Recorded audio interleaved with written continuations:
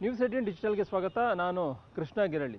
ರಾಜ್ಯ ಮಟ್ಟದಲ್ಲಿ BJP JDS ಮೈತ್ರಿ ಹೆಸರಿದ್ರೂ ಕೂಡ ಸ್ಥಳೀಯ ಮಟ್ಟದಲ್ಲಿ ಒಂದಷ್ಟು ಈಗ ಗೊಂದಲಗಳು ಶುರುವಾಗಿರುವಂಥದ್ದು. ಯಾಕಂದರೆ ಈಗಾಗಲೇ ಕಳೆದ ವಿಧಾನಸಭಾ ಚುನಾವಣೆಯಲ್ಲಿ ಬಿಜೆಪಿ ಅಗ್ರೆಸಿವ್ ಆಗಿ ಹಳೆ ಮೈಸೂರು ಭಾಗದಲ್ಲಿ ಹೋದಂಥ ಸಂದರ್ಭದಲ್ಲಿ ಜೆಡಿಎಸ್ ಎಲ್ಲ ಒಂದು ಕಡೆ ಒಂದಷ್ಟು ಸ್ಥಾನವನ್ನು ಕಳೆದುಕೊಳ್ಳುವಂಥದ್ದು ಮತ್ತು ಅದರ ಲಾಭ ಕಾಂಗ್ರೆಸ್ಗೆ ಲಾಭ ಆಯಿತು. ಅದಾದ ನಂತರವಾಗಿ ಬಿಜೆಪಿ ಮತ್ತು ಜೆಡಿಎಸ್ ನಾಯಕರು ಕುಳಿತುಕೊಳ್ಳೋದ್ರ ಮುಖಾಂತರವಾಗಿ ಅಂತಿಮವಾಗಿ ಲೋಕಸಭಾ ಚುನಾವಣೆಯಲ್ಲಿ ಇಬ್ಬರು ಕೂಡ ಮೈತ್ರಿಯನ್ನು ಮಾಡಿಕೊಂಡು ಎಲ್ಲ ಒಂದು ಕಡೆ ಲೋಕಸಭಾ ಚುನಾವಣೆಗೆ ಹೆಚ್ಚು ಸ್ಥಾನವನ್ನು ಗೆಲ್ಲುವಂತೆ ನೀಡಲು ಕೂಡ ಈಗಾಗಲೇ ಕೆಲಸವನ್ನು ಕೂಡ ಮಾಡಿದ್ದಾರೆ.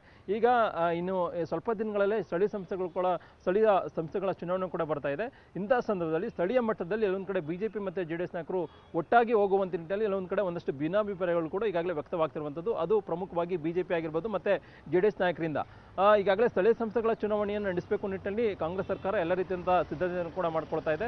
ಮತ್ತು 2.5 ವರ್ಷಗಳ ಸಂದರ್ಭದಲ್ಲಿ ಕಾಂಗ್ರೆಸ್ನ ಅಳಿವು ಉಳಿವಿನ ಪ್ರಶ್ನೆ ಆಗಿದೆ. ಕಾಂಗ್ರೆಸ್ ಸರ್ಕಾರದ ಅಳಿವು ಉಳಿವಿನ ಪ್ರಶ್ನೆ. ಯಾಕಂದರೆ 2.5 ವರ್ಷದ ಕಾಂಗ್ರೆಸ್ ಸಾಧನೆಗಳು ಮುಖ್ಯವಾಗಿ ಯಾವ ರೀತಿಯಾಗಿ ಮತದಾರರನ್ನ ಕೈ ಹಿಡಿಯುತ್ತೆ ಅನ್ನುವಂಥದ್ದು ನೋಡಬೇಕಂತಂದರೆ ಅದು ಸ್ಥಳೀಯ ಸಂಸ್ಥೆಗಳ ಚುನಾವಣೆಯಲ್ಲಿ. ಈಗ ಆಡಳಿತಾರೂಢ ಕಾಂಗ್ರೆಸ್ಸನ್ನು ಎಲ್ಲೊಂದು ಕಡೆ ಸೋಲಿಸಬೇಕು ಮತ್ತು ಬರ್ತಕ್ಕಂಥ 2028ರ ವಿಧಾನಸಭಾ ಚುನಾವಣೆಯಲ್ಲಿ ಗೆಲ್ಲಬೇಕು ಅನ್ನೋ ನಿಟ್ಟಿನಲ್ಲಿ ಕೂಡ ಪ್ರತಿಪಕ್ಷಗಳಾಗಿರ್ತಕ್ಕಂಥ ಬಿಜೆಪಿ ಮತ್ತು ಜೆಡಿಎಸ್ ನಾಯಕರು ಕೂಡ ತಂತ್ರಗಾರಿಕೆಯನ್ನು ಮಾಡ್ತಾ ಇದ್ದಾರೆ.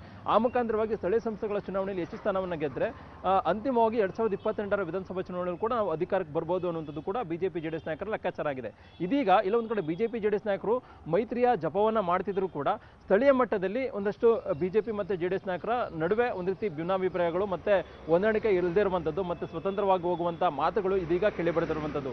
ಯಾವಾಗ ಬಿಜೆಪಿ ರಾಜ್ಯಾಧ್ಯಕ್ಷರಾಗಿರ್ತಕ್ಕಂಥ BY ವಿಜೇಂದ್ರ ಅವರು 2028ರ ವಿಧಾನಸಭಾ ಚುನಾವಣೆಗೆ ಸ್ವತಂತ್ರವಾಗಿಯೇ ಬಹುಮತದೊಂದಿಗೆ ಅಧಿಕಾರಕ್ಕೆ ಬರ್ತೇವೆ ಅನ್ನೋ ಮಾತನ್ನು ಆಡಿದ್ರು. ಅದಾದ ನಂತರವಾಗಿ ಕೆಲವೊಂದು ಕಡೆ ಜೆಡಿಎಸ್ ವರಿಷ್ಠರಾಗಿರ್ತಕ್ಕಂಥ HD ದೇವೇಗೌಡರು ಕೂಡ ಸ್ಥಳೀಯ ಮಟ್ಟದಲ್ಲಿ ಮೈತ್ರಿ ಅನ್ನುವಂಥದ್ದು ಕಷ್ಟ ಅನ್ನೋ ಮಾತನ್ನು ಕೂಡ ಹೇಳಿದರು. ಅದಾದ ಬಳಿಕವಾಗಿ ದೇವೇಗೌಡರ ಮಾತನ್ನೇ ಕೆಲ ಬಿಜೆಪಿ ನಾಯಕರು ಸವಾಲಾಗಿ ತೆಗೆದುಕೊಳ್ಳೋದ್ರ ಮುಖಾಂತರವಾಗಿ ನಾವು ಕೂಡ ಜೆಡಿಎಸ್ನವ್ರ ಜೊತೆಗೆ ಹೋಗೋದಿಲ್ಲ, ಸ್ವತಂತ್ರವಾಗಿ ಸ್ಪರ್ಧೆಯನ್ನು ಮಾಡೋದ್ರ ಮುಖಾಂತರವಾಗಿ ಬರ್ತಕ್ಕಂತಹ ಸ್ಥಳೀಯ ಸಂಸ್ಥೆಗಳ ಚುನಾವಣೆಯಲ್ಲಿ ಬಿಜೆಪಿ ಅಭ್ಯರ್ಥಿಗಳನ್ನು ಗೆಲ್ಲಿಸುವಂಥದ್ದು ಮತ್ತು ಬಿಜೆಪಿಗೆ ಜಿಲ್ಲೆಯಲ್ಲಿ ಬಿಜೆಪಿಯ ಭದ್ರಕೋಟೆಯನ್ನು ಮಾಡ್ತೀವಿ ಅನ್ನೋ ಮಾತನ್ನು ಮಂಡ್ಯ ಆಗಿರ್ಬೋದು ಮತ್ತು ಹಾಸನ ಜಿಲ್ಲೆಯ ನಾಯಕರುಗಳು ಇದೀಗ ಮಾಡ್ತಿರುವಂಥದ್ದು. ಕಳೆದ ಹಲವು ದಿನಗಳಿಂದಲೂ ಕೂಡ ಜಿಲ್ಲಾವಾರು ಸಭೆಗಳನ್ನು ವಿಜೇಂದ್ರ ಮಾಡಿದಂಥ ಸಂದರ್ಭದಲ್ಲಿ ಆ ಭಾಗದ ಹಾಸನ ಆಗಿರ್ಬೋದು ಮತ್ತು ಮಂಡ್ಯ ಭಾಗದ ಜಿಲ್ಲಾ ಬಿಜೆಪಿ ನಾಯಕರುಗಳು ಹೇಳಿರುವಂಥದ್ದು ಒಂದೇ, ಸ್ಥಳೀಯ ಸಂಸ್ಥೆಗಳ ಚುನಾವಣೆ ಕೂಡ ಬರ್ತಾ ಇದೆ, ಯಾವುದೇ ಕಾರಣಕ್ಕೂ ಕೂಡ ಜೆಡಿಎಸ್ ಅವ್ರ ಜೊತೆಗೆ ನಾವು ಹೋಗೋದಕ್ಕೆ ಸಾಧ್ಯವಿಲ್ಲ, ಸ್ವತಂತ್ರವಾಗಿ ಸ್ಪರ್ಧೆಯನ್ನು ಮಾಡ್ತೀವಿ, ಆ ಮುಖಾಂತರವಾಗಿ ಹೆಚ್ಚಿನ ಪ್ರಮಾಣದಲ್ಲಿ ಮತಗಳಿಕೆಯನ್ನು ಬಿಜೆಪಿಗೆ ಮಾಡೋದ್ರ ಮುಖಾಂತರವಾಗಿ ಹೆಚ್ಚಿನ ಸ್ಥಾನದಲ್ಲಿ ಅಭ್ಯರ್ಥಿಗಳನ್ನು ಗೆಲ್ಲಿಸ್ಕೊಡ್ತೇವೆ, ಯಾವುದೇ ಕಾರಣಕ್ಕೂ ಕೂಡ ಜೆಡಿಎಸ್ ಅವರ ಜೊತೆಗೆ ಹೋಗುವಂಥ ಪ್ರಶ್ನೆಯೇ ಇಲ್ಲ ಅನ್ನೋ ಮಾತನ್ನು ಈಗಾಗಲೇ ಬಿಜೆಪಿಯ ಸ್ಥಳೀಯ ಮಟ್ಟದ ನಾಯಕರು ರಾಜ್ಯಾಧ್ಯಕ್ಷ ವಿಜೇಂದ್ರ ಅವರ ಗಮನಕ್ಕೆ ಈಗಾಗಲೇ ತಂದಿರುವಂಥದ್ದು. ವಿಜೇಂದ್ರ ಅವರು ಕೂಡ ಮುಖ್ಯವಾಗಿ ಹೈಕಮಾಂಡ್ ನಾಯಕರ ಜೊತೆ ಚರ್ಚಿಸಿ ತೀರ್ಮಾನ ಮಾಡುವಂಥ ಒಂದು ಭರವಸೆಯನ್ನು ಕೂಡ ಈಗಾಗಲೇ ಕೊಟ್ಟಿರುವಂಥದ್ದು. ಮುಖ್ಯವಾಗಿ ಮಂಡ್ಯ ಭಾಗದಲ್ಲಿ ಈಗಾಗಲೇ ನೋಡ್ಬೋದು, ಯಾಕಂದರೆ ಬಿಜೆಪಿ ಮತ್ತು ಜೆಡಿಎಸ್ ಅಲ್ಲಿ ಪ್ರಬಲ ಪೈಪೋಟಿ. ಮುಖ್ಯವಾಗಿ ನಾರಾಯಣಗೌಡರು ಬಿಜೆಪಿ ಆಗಿದ್ರೆ, ಸುಮಲತಾ ಅಂಬರೀಶ್ ಅವರು ಬಿಜೆಪಿ ಆಗಿದ್ರೆ, ಮತ್ತೊಂದು ಕಡೆ ಚಿದಾನಂದ ಅವರು ಕೂಡ ಬಿಜೆಪಿ ಆಗಿದ್ರೆ, ಇಲ್ಲ ಒಂದು ಕಡೆ ಜೆಡಿಎಸ್ನವರು ಕೂಡ ಕೇಂದ್ರ ಸಚಿವ HD ಕುಮಾರಸ್ವಾಮಿ ಅವರು ಅಲ್ಲಿದ್ದಾರೆ ಜೆಡಿಎಸ್ ನಾಯಕರು. ಆದ್ರೆ ಈಗ ಕಳೆದ ಲೋಕಸಭಾ ಚುನಾವಣೆಯಲ್ಲಿ ಬಿಜೆಪಿ ಸ್ಥಾನವನ್ನು ಬಿಟ್ಕೊಟ್ರು ಕೂಡ ಕುಮಾರಸ್ವಾಮಿ ಅವರಿಗೆ, ಅಂತಿಮವಾಗಿ ಕುಮಾರಸ್ವಾಮಿ ಅವರು MP ಆಗಿ ಅಲ್ಲಿಂದ ಕೇಂದ್ರ ಸಚಿವರಾಗಿದ್ದಾರೆ. ಈಗ ಜೆಡಿಎಸ್ ನಾಯಕರನ್ನ ಅವರು ವಿಶ್ವಾಸಕ್ಕೆ ತೆಗೆದುಕೊಳ್ತಾ ಇಲ್ಲ, ಜೆಡಿಎಸ್ ಬಿಜೆಪಿ ಅವ್ರನ್ನ ವಿಶ್ವಾಸಕ್ಕೆ ತೆಗೆದುಕೊಳ್ತಾ ಇಲ್ಲ, ಬಿಜೆಪಿ ಅವರಿಗೆ ಅನ್ಯಾಯವನ್ನು ಮಾಡ್ತಾ ಇದ್ದಾರೆ ಮತ್ತು ಬಿಜೆಪಿ ಅವ್ರನ್ನ ಒಂದು ರೀತಿ ನಿರ್ಲಕ್ಷ್ಯ ತರುವಂಥ ಒಂದು ಕೆಲಸವನ್ನು ಮಾಡ್ತಾ ಇದ್ದಾರೆ ಅನ್ನೋ ಒಂದು ಆಕ್ರೋಶವನ್ನು ನಾರಾಯಣಗೌಡರು ಈಗಾಗಲೇ ಆಕ್ರೋಶವನ್ನು ನೇರವಾಗಿ ಕುಮಾರಸ್ವಾಮಿ ಅವರ ವಿರುದ್ಧವಾಗಿ ಆಕ್ರೋಶವನ್ನು ಕೂಡ ವ್ಯಕ್ತಪಡಿಸಿದ್ದಾರೆ. ಅದ್ರ ಜೊತೆಗೆ ಹಾಸನ ಜಿಲ್ಲೆಯಲ್ಲೂ ಕೂಡ ಮುಖ್ಯವಾಗಿ ಹಲವು ದಿನಗಳಿಂದ ಬಿಜೆಪಿ ನಾಯಕರು ಸ್ಥಳೀಯ ಮಟ್ಟವಾಗಿ ದೇವೇಗೌಡರ ಕುಟುಂಬ ಆಗಿರ್ಬೋದು, HD ರೇವಣ್ಣ ಅವರ ಕುಟುಂಬದ ವಿರುದ್ಧವಾಗಿ ರಾಜಕೀಯವನ್ನು ಮಾಡ್ಕೊಳ್ತಾ ಬರ್ತಾ ಇರುವಂಥದ್ದು. ಇದೀಗ ಅಲ್ಲಿ ಕೂಡ ಯಾವುದೇ ಕಾರಣಕ್ಕೂ ಕೂಡ ಜೆಡಿಎಸ್ ಅವರ ಜೊತೆ ಹೋಗುವಂಥ ಒಂದು ಪ್ರಶ್ನೆ ಇಲ್ಲ ಅನ್ನೋ ಮಾತನ್ನು ಪ್ರೀತಮ್ ಗೌಡರಾಗಿರ್ಬೋದು ಮತ್ತು ಕೆಲವೊಂದು ಸ್ಥಳೀಯ ಮಟ್ಟದ ಬಿಜೆಪಿ ನಾಯಕರು ಎಲ್ಲೊಂದು ಕಡೆ ಈಗಾಗಲೇ ವಿಜೇಂದ್ರ ಅವರ ಸಭೆಯಲ್ಲೂ ಕೂಡ ಈಗಾಗಲೇ ತಿಳಿಸಿರುವಂಥದ್ದು. ಈಗ ಬಿಜೆಪಿ ನಾಯಕರಿಗೆ ಒಂದು ರೀತಿ ಕರ್ನಾಟಕದ ಕಾಂಗ್ರೆಸ್ನ ಪರಿಸ್ಥಿತಿಯನ್ನು ನೋಡಿಕೊಂಡು ಸಿದ್ದರಾಮಯ್ಯ ಲೀಡರ್ಶಿಪ್ ಕೂಡ ಇನ್ನೇನು 2028ರ ಹೊತ್ತಿಗೆ ಅವರೇನೋ ಮುಖ್ಯಮಂತ್ರಿ ಸ್ಥಾನದಲ್ಲಿ ಮುಂದುವರೆದ್ರೆ ಅಂತಿಮವಾಗಿ ಅವರ ನಾಯಕತ್ವ ಸಹಜವಾಗಿಯೇ ಕಡಿಮೆ ಆಗುತ್ತೆ. ಮತ್ತು DK ಶಿವಕುಮಾರ್ ಕೂಡ ಮುಖ್ಯಮಂತ್ರಿ ಆದರೂ ಕೂಡ ಎಲ್ಲೊಂದು ಕಡೆ ಬೇರೆ ರೀತಿಯಿಂದ ಲೆಕ್ಕಾಚಾರದ ಆಧಾರದ ಮೇಲೆ ಆಡಳಿತ ವಿರೋಧಿ ಅಲೆಯ ಮೇಲೆ ಸಂಪೂರ್ಣವಾಗಿ ಅಧಿಕಾರವನ್ನು ಹಿಡಿಬಹುದು ಅನ್ನೋದು ಕೂಡ ಬಿಜೆಪಿ ಲೆಕ್ಕಾಚಾರ ಆಗಿದೆ. ಅದಕ್ಕೋಸ್ಕರವಾಗಿ ಅದಕ್ಕೆ ಪೂರಕವಾಗಿ ಎಲ್ಲೊಂದು ಕಡೆ ಸರ್ಕಾರದ ಇಮೇಜ್ ದಿನೇ ದಿನೇ ಕುಗ್ತಿರುವಂಥ ಸಂದರ್ಭದಲ್ಲಿ ಅದರ ಲಾಭ ನಮಗಾಗುತ್ತೆ ಅನ್ನೋ ಒಂದು ಕಾರಣಕ್ಕೋಸ್ಕರವಾಗಿ ಬಿಜೆಪಿ ನಾಯಕರು ಇದೀಗ ಉತ್ಸಾಹ ಹುಮ್ಮಸ್ಸಿನ ಮಾತನ್ನು ಹೇಳೋದ್ರ ಮುಖಾಂತರವಾಗಿ 2028ರ ಚುನಾವಣೆಯಲ್ಲಿ ಸಂಪೂರ್ಣವಾಗಿ ಅಧಿಕಾರಕ್ಕೆ ಬರುವಂಥ ಒಂದು ಒಂದು ಮಾತನ್ನು ಕೂಡ ರಾಜ್ಯದ ಬಿಜೆಪಿ ನಾಯಕರು ಕೂಡ ಕೆಲವರು ಆಡ್ತಾ ಇದ್ದಾರೆ. ಕಾರಣ ಏನಂತಂದ್ರೆ ಸರ್ಕಾರದ ಇಮೇಜ್ ಆಗಿರ್ಬೋದು, ಆಡಳಿತ ವಿರೋಧಿ ಆಗಿರ್ಬೋದು, ಈ ಒಂದು ಕಾರಣಕ್ಕೋಸ್ಕರವಾಗಿ ಈಗ JDS ನಾಯಕರಿಗೂ ಕೂಡ ಇಲ್ಲೊಂದು ಕಡೆ ಈ ಒಂದು ಮೈತ್ರಿ ಅತ್ಯಂತ ಅನಿವಾರ್ಯವಾಗಿದೆ. ಯಾಕಂದ್ರೆ ಕಾಂಗ್ರೆಸ್ನ ಕರ್ನಾಟಕದಲ್ಲಿರ್ತಕ್ಕಂಥ ಕಾಂಗ್ರೆಸ್ನ ಬಲಿಷ್ಠ ಸರ್ಕಾರವನ್ನ ಹೇಗಾದ್ರೂ ಮಾಡಿ ಅವ್ರನ್ನ ಕಡಿಮೆ ಮಾಡಬೇಕು, ಮತ್ತೆ ಆ ಮುಖಾಂತರವಾಗಿ ತಂತ್ರಗಾರಿಕೆಯನ್ನು ಮಾಡೋದ್ರ ಮುಖಾಂತರವಾಗಿ ಬರುವಂತಹ ಒಂದು ವಿಧಾನಸಭಾ ಚುನಾವಣೆಯಲ್ಲೂ ಕೂಡ ಗೆಲ್ಲಬೇಕು ಅನ್ನುವಂಥದ್ದು. ಮತ್ತೆ ಈಗಾಗಲೇ ಕೇಂದ್ರ ಸಚಿವರಾಗಿರ್ತಕ್ಕಂಥ HD ಕುಮಾರಸ್ವಾಮಿ ಅವರು ಕೂಡ ಬರ್ತಕ್ಕಂಥ 2022ರ ವಿಧಾನಸಭಾ ಚುನಾವಣೆ ಕೂಡ ಮುಖ್ಯಮಂತ್ರಿ ಆಗುವಂತ ಒಂದು ಕನಸನ್ನು ಕೂಡ ಕಾಣ್ತಾ ಇದ್ದಾರೆ. ಹಾಗಾಗಿನೇ ಬಿಜೆಪಿ ಅವರ ಜೊತೆ ಹೋದ್ರೆ ಅನುಕೂಲ ಅನ್ನುವಂಥದ್ದು ಕೂಡ ಈಗ ಅವರಿಗೆ ಒಂದು ರೀತಿ ಮನವರಿಕೆ ಆಗಿರುವಂಥದ್ದು. ಹೀಗಾಗಿ ಸ್ಥಳೀಯ ಮಟ್ಟದಲ್ಲಿ ಸಾಕಷ್ಟು ಸಮಸ್ಯೆಗಳು ದಿನೇ ದಿನ ಉದ್ಭವ ಆಗ್ತಾ ಇದೆ. ಸ್ಥಳೀಯ ಸಂಸ್ಥೆಗಳ ಚುನಾವಣೆಯಲ್ಲಿ ಯಾವುದೇ ಕಾರಣಕ್ಕೂ ಕೂಡ ಒಂದಾಗುವುದಕ್ಕೆ ಸಾಧ್ಯವಿಲ್ಲ, ನಾವು ಪ್ರತ್ಯೇಕ ಹೋಗ್ತೀವಿ ಅನ್ನುವಂಥದ್ದು. ಮತ್ತೊಂದು ಕಡೆ JDS ನಾಯಕರು ಕೂಡ ದೇವೇಗೌಡರು ಹೇಳಿದಂಥ ಸಂದರ್ಭದಲ್ಲೇ JDS ನಾಯಕರಿಗೂ ಕೂಡ ಈ ಒಂದು ಸ್ಥಳೀಯ ಸಂಸ್ಥೆಗಳ ಚುನಾವಣೆ ಅಳಿವುಳಿವಿನ ಪ್ರಶ್ನೆ ಆಗಿದೆ. ಯಾಕಂದ್ರೆ ಹಳೆ ಮೈಸೂರು ಭಾಗದಲ್ಲಿ ಕಳೆದ ವಿಧಾನಸಭಾ ಚುನಾವಣೆಯಲ್ಲಿ ಅವರಿಗಾಗಲೇ ತಮ್ಮ ಸ್ಥಾನವನ್ನು ಕಳೆದುಕೊಂಡಿದ್ದಾರೆ, ಒಂದಷ್ಟು ಭದ್ರಕೋಟೆಯನ್ನು ಕೂಡ ಈಗಾಗಲೇ ಕಳ್ಕೊಂಡಿರುವಂಥದ್ದು. ಇಂತಹ ಸಂದರ್ಭದಲ್ಲಿ ಸ್ಥಳೀಯ ಸಂಸ್ಥೆಗಳ ಚುನಾವಣೆ ಮುಖಾಂತರವಾಗಿ ಹೆಚ್ಚಿನ ಸ್ಥಾನದಲ್ಲಿ ಕಾರ್ಯಕರ್ತರು ಗೆದ್ರೆ ಬರ್ತಕ್ಕಂತಹ ವಿಧಾನಸಭಾ ಚುನಾವಣೆಗೂ ಕೂಡ ಅನುಕೂಲ ಆಗುತ್ತೆ. ಮತ್ತೊಮ್ಮೆ ನಾವು ಖಾತೆಯನ್ನು ತೆರೀಬಹುದು, ಮತ್ತೊಂದು ಕಡೆ ಹಳೆ ಮೈಸೂರು ಭಾಗದಲ್ಲೂ ಕೂಡ ತಮ್ಮ ಪ್ರಾಬಲ್ಯವನ್ನು ಹೆಚ್ಚು ಮಾಡಬಹುದು ಅನ್ನೋದು ಕೂಡ JDS ನಾಯಕರ ಲೆಕ್ಕಾಚಾರ ಆಗಿದೆ.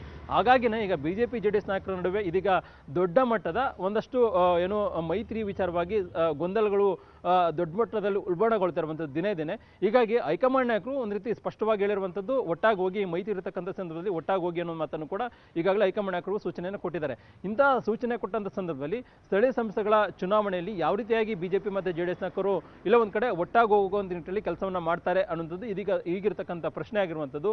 ಇನ್ನು 2-3 ತಿಂಗಳಲ್ಲೂ ಕೂಡ ಸ್ಥಳೀಯ ಸಂಸ್ಥೆಗಳ ಚುನಾವಣೆ ಕೂಡ ಎದುರಾಗಬಹುದು. ಇಂತಹ ಸಂದರ್ಭದಲ್ಲಿ ಎಲ್ಲಿ ಸ್ವತಂತ್ರವಾಗಿ ಪಕ್ಷಕ್ಕೆ ಅನುಕೂಲ ಇದೆ, ಉದಾಹರಣೆಗೆ JDS ಹಳೆ ಮೈಸೂರು ಭಾಗದಲ್ಲೂ ಕೂಡ ಅನುಕೂಲ ಇದ್ರು ಕೂಡ ಅಲ್ಲಿ ಸ್ವತಂತ್ರವಾಗಿ ಅವರು ಸ್ಪರ್ಧೆ ಮಾಡಿದ್ರು ಕೂಡ ಅದ್ರ ಬಗ್ಗೆ ದೋಸ್ತಿ ನಾಯಕರು ತೀರ್ಮಾನವನ್ನು ಮಾಡಬಹುದು. ಅಂದ್ರೆ ಎಲ್ಲಿ ಪಕ್ಷ ದೊಡ್ಡ ಮಟ್ಟ ಸ್ಟ್ರಾಂಗ್ ಇದೆ, JDS ಇರುವ ಕಡೆ ಬಲ ಇರುವಂತ ಕಡೆ JDS ಅಭ್ಯರ್ಥಿಗಳು ಸ್ಪರ್ಧೆ ಮಾಡಲಿ, ಮತ್ತೊಂದು ಕಡೆ ಬಿಜೆಪಿ ಏನು ಜಾಸ್ತಿ ಇರುವಂತಹ ಶಕ್ತಿ ಇರತಕ್ಕಂಥ ಕಡೆ ಬಿಜೆಪಿ ಅಭ್ಯರ್ಥಿಗಳು ಸ್ಪರ್ಧೆ ಮಾಡಲಿ. ಆ ಮುಖಾಂತರವಾಗಿ ಎರಡು ಪಕ್ಷದ ಅಭ್ಯರ್ಥಿಗಳು ಹೆಚ್ಚಿನ ಪ್ರಮಾಣದಲ್ಲಿ ಗೆಲ್ಲುವಂತ ನಿಟ್ಟಿನಲ್ಲಿ ಈ ರೀತಿಯಾದಂತಹ ಪ್ಲಾನ್ ಅನ್ನು ಮಾಡೋದ್ರ ಮುಖಾಂತರವಾಗಿ ಬರ್ತಕ್ಕಂಥ ದಿನಗಳಲ್ಲಿ ಈ ರೀತಿಯಿಂದ ನಿರ್ಧಾರವನ್ನ ಮಾಡಬಹುದು ಅನ್ನೋಂಥದ್ದು ಕೂಡ ಈಗ ಬಿಜೆಪಿ ಮತ್ತೆ JDS ನಲ್ಲಿ ಚರ್ಚೆ ಆಗ್ತಿರುವಂಥದ್ದು. ಹೀಗಾಗಿ ಸದ್ಯಕ್ಕೆ ಬಿಜೆಪಿ ಮತ್ತೆ JDS ನಡುವೆ ಈಗ ಮೈತ್ರಿಯ ಗೊಂದಲ ಮುಂದುವರೆದಿರುವಂಥದ್ದು, ಬಿರುಕು ಕೂಡ ದೊಡ್ಡ ಮಟ್ಟದಲ್ಲಿ ಆಗ್ತಿರುವಂಥದ್ದು. ಹೀಗಾಗಿ ಹೈಕಮಾಂಡ್ ನಾಯಕರು ಕೂಡ ಬರುವಂತ ದಿನಗಳಲ್ಲಿ ಇದ್ರ ಬಗ್ಗೆ ಮಧ್ಯಪ್ರವೇಶ ಮಾಡಿ ಇದ್ರ ಬಗ್ಗೆ ತಿಳಿಗೊಳಿಸುವಂತ ಸಾಧ್ಯತೆ ಕೂಡ ಇದೆ. ಅದೇನೇ ಇದ್ರೂ ಕೂಡ ರಾಜ್ಯ ಮಟ್ಟದಲ್ಲಿ ತೀರ್ಮಾನ ಆದ್ರೂ ಕೂಡ ಸ್ಥಳೀಯ ಸಂಸ್ಥೆಗಳ ಚುನಾವಣೆ ಆಗಿರತಕ್ಕಂಥ ಸಂದರ್ಭದಲ್ಲಿ ಕಾರ್ಯಕರ್ತರು ಯಾವುದೇ ಕಾರಣಕ್ಕೂ ಕೂಡ ಈ ಒಂದು ಮೈತ್ರಿಯನ್ನು ಒಪ್ಪೋದಿಲ್ಲ ಅನ್ನೋದು ಕೂಡ ಹೇಳಲಾಗ್ತಾ ಇದೆ. ಹೀಗಾಗಿ ಅಂತಿಮವಾಗಿ ಹೈಕಮಾಂಡ್ ನಾಯಕರು ಮಧ್ಯಪ್ರವೇಶ ಮಾಡಿದ್ರು ಕೂಡ ರಾಜ್ಯ ಮಟ್ಟದ ನಾಯಕರು ತೀರ್ಮಾನವನ್ನು ಮಾಡಿದ್ರು ಕೂಡ ಸ್ಥಳೀಯ ಮಟ್ಟದ ಕಾರ್ಯಕರ್ತರು ಸ್ವತಂತ್ರವಾಗಿಯೇ ಎಲ್ಲೊಂದು ಕಡೆ ಸ್ಪರ್ಧಿಸೋದ್ರ ಮುಖಾಂತರವಾಗಿ ಅಲ್ಲಿ ಚುನಾವಣೆಯನ್ನು ಎದುರಿಸುವಂತ ನಿಟ್ಟಿನಲ್ಲಿ ಕೂಡ ಆಲೋಚನೆಯನ್ನ ಮಾಡಬಹುದಾಗಿದೆ. ಹೀಗಾಗಿ ಸದ್ಯಕ್ಕೆ ಬಿಜೆಪಿ ಮತ್ತೆ JDS ನಡುವೆ ಈಗ ಸ್ಥಳೀಯ ಸಂಸ್ಥೆಗಳ ಚುನಾವಣೆಗೆ ಸಂಬಂಧಪಟ್ಟಂತೆ ಈಗ ಮೈತ್ರಿಯ ಅನ್ನುವಂಥದ್ದು ಈಗ ಸವಾಲಾಗಿ ಪರಿಣಮಿಸಿರುವಂಥದ್ದು. ಹೀಗಾಗಿ ಕೇಂದ್ರ ಸಚಿವರಾಗಿರ್ತಕ್ಕಂಥ HD ಕುಮಾರಸ್ವಾಮಿ ಆಗಿರ್ಬೋದು, ಮತ್ತೆ ಮಾಜಿ ಪ್ರಧಾನಿ HD ದೇವೇಗೌಡರು ಆಗಿರ್ಬೋದು, ಅದ್ರ ಜೊತೆಗೆ ಬಿಜೆಪಿಯ ರಾಜ್ಯಾಧ್ಯಕ್ಷ ಆಗಿರ್ತಕ್ಕಂಥ ವಿಜೇಂದ್ರ, ಪ್ರತಿಪಕ್ಷ ನಾಯಕರಾಗಿರ್ತಕ್ಕಂಥ ಆರೋಶಕ್, ಹೀಗೆ ಯಡಿಯೂರಪ್ಪ ಆಗಿರ್ಬೋದು, ಯಾವ ರೀತಿಯಾಗಿ ಇದನ್ನ ಕುಳಿತುಕೊಂಡು ಈ ಒಂದು ಮೈತ್ರಿಯ ಸ್ಥಳೀಯ ಮಟ್ಟದ ಸಂಸ್ಥೆಗಳ ಚುನಾವಣೆಗೆ ಸಂಬಂಧಪಟ್ಟಂತೆ ಯಾವ ರೀತಿಯಾಗಿ ಮೈತ್ರಿಯ ಅಭ್ಯರ್ಥಿಗಳನ್ನ ಅಲ್ಲಿ ಕಣಕ್ಕಿಳಿಸಬೇಕು, ಮತ್ತೆ ಆಡಳಿತಾರೂಢ ಕಾಂಗ್ರೆಸ್ ಅಭ್ಯರ್ಥಿಗಳನ್ನು ಯಾವ ರೀತಿಯಾಗಿ ಸೋಲಿಸಬೇಕು, ಮತ್ತೆ ಸ್ವತಂತ್ರವಾಗಿ ಸ್ಪರ್ಧೆಯನ್ನು ಮಾಡಬೇಕಾ, ಒಟ್ಟಾಗಿ ಹೋಗ್ಬೇಕಾ, ಮತ್ತೆ ಬಿಜೆಪಿಯವರು ಕೆಳದೇ ಇರತಕ್ಕಂಥ ಸಂದರ್ಭದಲ್ಲಿ ಅವ್ರನ್ನ ಯಾವ ರೀತಿಯಾಗಿ ವಿಶ್ವಾಸಕ್ಕೆ ತೆಗೆದುಕೊಳ್ಬೇಕು, ಹೀಗೆ ನಾನಾ ರೀತಿಯ ಒಂದು ಪ್ರಶ್ನೆ ಆದಂಥ ಸಂದರ್ಭದಲ್ಲಿ ಇದಕ್ಕೆ ಯಾವ ರೀತಿಯಾಗಿ ಬರುವಂಥ ದಿನಗಳಲ್ಲಿ ಉತ್ತರವನ್ನು ಹುಡುಕ್ತಾರೆ ಅನ್ನುವಂಥದ್ದು ಇದೀಗಿರ್ತಕ್ಕಂಥ ಕುತೂಹಲ ಇರುವಂಥದ್ದು. ಈ ವಿಡಿಯೋ ಇಷ್ಟ ಆದರೆ ಲೈಕ್ ಮಾಡಿ, ಶೇರ್ ಮಾಡಿ, ಹಾಗೆ ಸಬ್ಸ್ಕ್ರೈಬ್ ಮಾಡೋದನ್ನ ಮರಿಬೇಡಿ. ನಿರ್ಭೀತ, ನಿಷ್ಪಕ್ಷಪಾತ, ವಿಶ್ವಾಸಾರ್ಹ ಸುದ್ದಿಗಳಿಗೆ ಮತ್ತೊಂದು ಹೆಸರಾಗಿರುವಂತ ನ್ಯೂಸ್ 18 ಕನ್ನಡ ಈಗ ಆಪ್ನಲ್ಲೂ ಲಭ್ಯವಿದೆ. ದಯವಿಟ್ಟು ಇಲ್ಲಿರುವ QR ಕೋಡ್ ಅನ್ನ ಸ್ಕ್ಯಾನ್ ಮಾಡಿಕೊಂಡು ಆಪ್ ಅನ್ನ ಡೌನ್ಲೋಡ್ ಮಾಡೋದಕ್ಕೆ ಮರಿಬೇಡಿ. ನಿಮ್ಮ ಬೆಂಬಲ ಹೀಗೆ ಸದಾ ನಮ್ಮೊಂದಿಗಿರಲಿ. ಧನ್ಯವಾದ.